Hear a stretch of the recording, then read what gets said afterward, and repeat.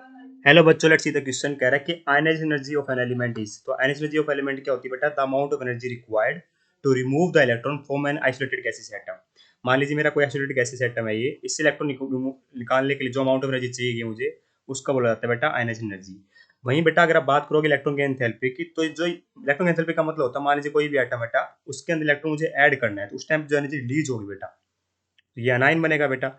तो उसको ही बोलेंगे बेटा मेरे क्या, electron affinity. This time the amount of energy released when an electron is added to an isolated gases atom is known as electron gain enthalpy. एक बात तो ये ध्यान रखनी है ना, आयनिक एनर्जी और इलेक्ट्रॉन एंथैल्पी मतलब समझ गए आप। वहीं अगर आप बेटा आप आयनिक एनर्जी और इलेक्ट्रॉन एंथैल्पी की रिलेशन निकालो, तो बेटा जो ये एम पॉजिटिव बना है, जो कटायन बना है, इसके अंदर मैं इलेक्ट्रॉन ऐड करने के लिए जो जो इलेक्ट्रॉन ऐड करने में जो एनर्जी रिलीज होगी बेटा, उसको भी क्या बोलेंगे बेटा, मैं उसको बोला जाएगा electron affinity of this particular cation. मतलब electron affinity of this particular cation क्या होगी बेटा, बराबर होगी ionic energy of this element, है ना। ये बात सही है। बस क्या होगा बेटा, मैग्नीट्यूड का फर्क होगा। इस टाइम क्या होगी, एनर्जी क्या होगी, देनी पड़ेगी इलेक्ट्रॉन मूव करने के लिए, और इलेक्ट्रॉन ऐड करने के लिए क्या होगी बेटा, एनर्जी रिलीज होगी।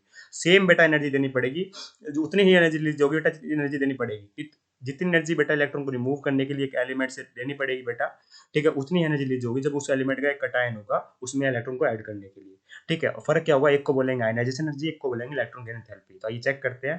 पहला ऑप्शन कहता है कि इक्वल इन मैग्नीट्यूड, बिल्कुल सही बात है, but opposite in sign to the electron gain enthalpy of the cation of the element. देखिए कटायन ऑफ द एलिमेंट में इलेक्ट्रॉन को ऐड करने के लिए जो एनर्जी अब जो होगी बेटा, एक इसमें मैग्नीट्यूड सेम होगा बेटा, सेम अमाउंट ऑफ एनर्जी देनी पड़ेगी, पर अपोजिट साइन क्यों बोला है? क्योंकि एक टाइम एनर्जी रिलीज होगी, तो डेल्टा एच क्या होगा बेटा, एनर्जी एनर्जी का तो होता है पॉजिटिव, और इलेक्ट्रॉन एंथैल्पी का क्या होता है बेटा, नेगेटिव होता है।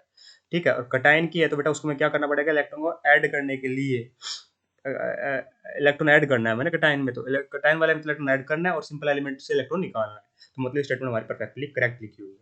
सेकंड कहता है सेम नहीं होती बेटा, हमारे बिल्कुल सेम नहीं होती है, इनका मतलब ही अलग है, तो ये तो बिल्कुल करेक्ट आंसर नहीं होगा। थर्ड कहता है energy required to remove one valence electron from an isolated gases atom in its ground state, तो बिल्कुल बेटा डेफिनेशन दे दी, तो बिल्कुल थर्ड बिल्कुल करेक्टली करेक्ट है, एनर्जी की डेफिनेशन है ये।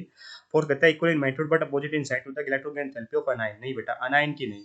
अनायन के केस में तो बेटा एनर्जी और देनी और पड़ेगी, और अनायन में इलेक्ट्रॉन ऐड करना बहुत मुश्किल होता है, एनर्जी देनी पड़ती है, तो ये बात बिल्कुल गलत है।